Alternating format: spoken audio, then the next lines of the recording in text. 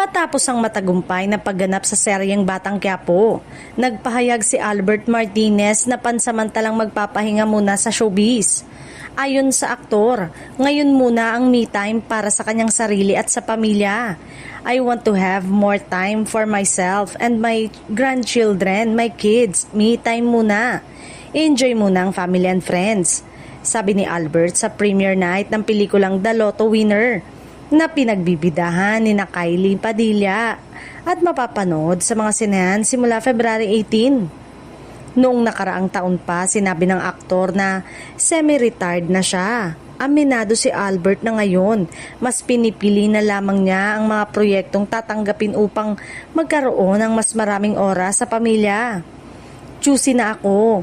Sa mga gagawin ko, mas gusto ko nang magkaroon ng mas mahabang oras kasama ang family, ani Albert.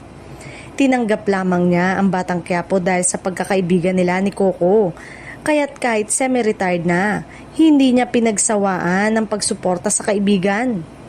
Bukod sa personal niyang plano, naniniwala rin si Albert na dapat mag-focus sa mga pelikula sa kwentong tunay na Pinoy at tumatama sa puso ng mga kababayan natin. The problem, we need to be more creative kasi syempre sa dami ng lumalabas na streaming. Parang they have seen it all. Ako for me, isang pelikula that touches the heart for the Filipinos.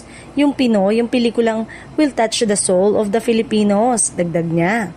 Aniya, mas magiging interesado ang mga manonood kung mabilis nilang makaka-relate sa kwento.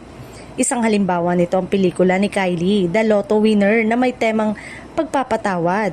Bukod sa madaling intindihin ng kwento, kinunan nito sa Australia kaya't may kakaibang look and feel na hatid sa audience.